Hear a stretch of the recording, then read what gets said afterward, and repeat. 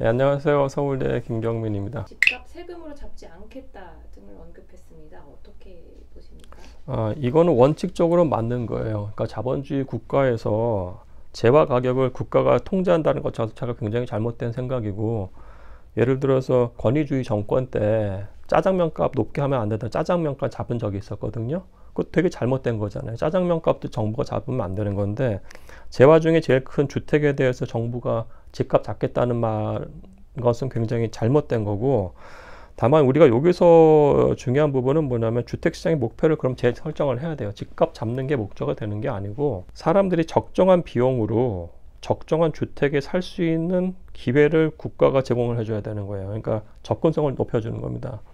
그러면 이제 이 대상도 명확해야 될 것 같아요. 중산층과 서민들이 자기들이 비용을 내야 돼요. 공짜가 돼서는 안 됩니다. 적정한 비용을 내고, 그리고 그 사람들이 거기에 장기적으로 거주를 할 때 그게 임차를 해서 살든지 아니면은 매매를 할 수 있는 기회를 제공을 해주는 거죠. 그러니까 적정한 비용으로 뭐 어떤 주택에서 임대해서 장기간 오래 살 수 있는 그 정책, 또는 이제 주택을 보유할 수 있는 정책 같은 것들을 좀 제공을 해야 되는 거고, 근데 이게 한번 만들어지면 이거 끝까지 가는 것이지, 그게 뭐 부동산 시장이 움찔한다고 그것도 수요를 잡는다고 이 제도 자체를 변경시키거나 뭐 이런 건 굉장히 잘못됐다고 생각해요. 네. 어떻게 생각하시나요? 특히 보유세와 양도세. 그러니까 제가 봤을 때 이거 양당에서 지금 보유세 갖고 아마 양당의 후보 시절 때도 정책이 나왔던 걸로 기억하는데, 제가 봤을 때는 세 가지예요. 우선은 종부세는 폐지해야 돼요. 종부세는 징벌적 과세고 그 누구도 제대로 계산하는 사람이 없어요. 그러니까 CPA나 아니면은 회계사나 세무사 갔을 때 다 달라요, 계산이. 이거는 법이 잘못된 겁니다. 그래서 너무나 징벌적이기 때문에, 다만 이거를 폐지한다고 했을 때 그 다음에 우리가 생각해야 될 부분은 종부세도 보유세의 하나의 별종이잖아요. 이게 폐지하면 그럼 보유세가 우리가 실질적으로 적정한지를 논의를 해야 돼요. 우리나라 보유세는 창피할 정도로 낮아요. 이게 0.4%라고 하는데, 과세 구간 3억 이상에 대해서 그 0.4%가 아닌 게, 20억짜리 주택은 지금 종부세 없거든요. 왜냐하면 20억짜리 주택은 공시지가가 대략 11억 9천 이렇게 나와요. 그럼 12억 이상만 종부세 대상이니까, 그럼 20억짜리 주택이 지금 종부세 대상 아니에요. 그러면 공시지가 12억이라고 할게요. 60%. 그럼 공시지가에 대해서 0.4%를 때리는 게 아니고, 거기서 우리가 또 뭘 하냐면은 공정시장 가액 비율이라는 걸 해요. 60%를 또 해요. 그러니까 결론적으로 20억짜리 주택이 있으면은 그거의 60%인 12억, 이것의 60%인 뭐 7억, 여기에 대해서 0.4%를 때려요. 그러면은 7억에 대해서 0.4% 해봤자 280만 원밖에 안 돼요. 그러니까 20억짜리 주택 갖고 있는데 1년에 내는 세금 부담이라는 게 0.14%예요. 이건 말도 안 되는 거라고요, 사실은. 미국이 주마다 다른데, 한국 사람들이 많이 거주하는 뉴저지 같은 데가 그 세율이 2.2%인가 그래요.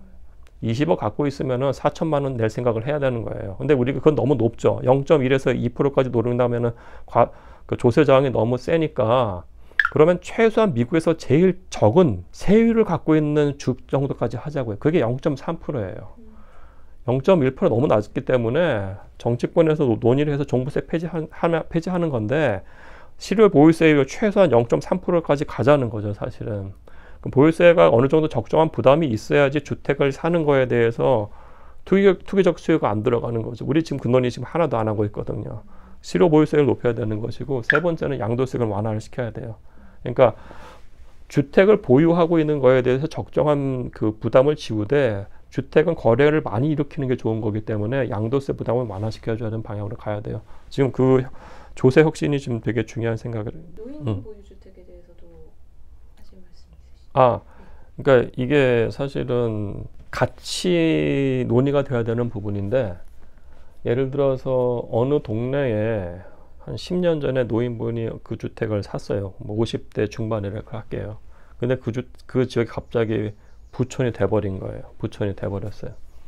그럼 부촌이 된다고 했을 때 우리가 보유세를 높여버리면 그분은 굉장히 힘들어질 거라고요. 노인인데 그 본인이 그 안정적인 그 소득원이 없다고 하면은, 그럼 그분한테 갑자기 세금을 높이니까, 그럼 그분은 초이스는 여기다 집 팔고 떠나야 되는 생각을 하는데, 노인인 경우에는 우리가 에이징 인 플레이스라는 개념이 있어요. 그러니까 벌써 이게 한 3, 40년에 나온 개념인데 그 지역에서 그분이 안정적인 상황에서 안정적인 생활을 하면서 삶을 마감할 수 있도록 하는 도시계획적 개념이에요. 에이징 인 플레이스.